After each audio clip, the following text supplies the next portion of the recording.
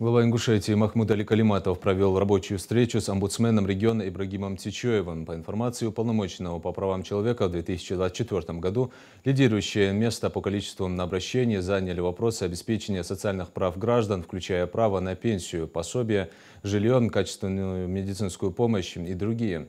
Всего за указанный период к нему поступило 1926 обращений и жалоб граждан.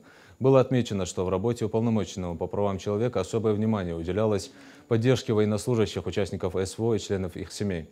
Ибрагим Тичоев рассмотрел и удовлетворил десятки обращений, связанных с обеспечением их прав. Глава республики подчеркнул необходимость дальнейшего усиления деятельности по защите прав участников СВО и членов их семей. По мнению главы, даже попытки нарушить их права необходимо пресекать решительно и жесткими мерами, так как ребята заслуживают самого лучшего. Они сегодня защищают границы государства. Его будущее устанавливает мир и порядок для наших соотечественников, которые изначально хотели жить с Россией.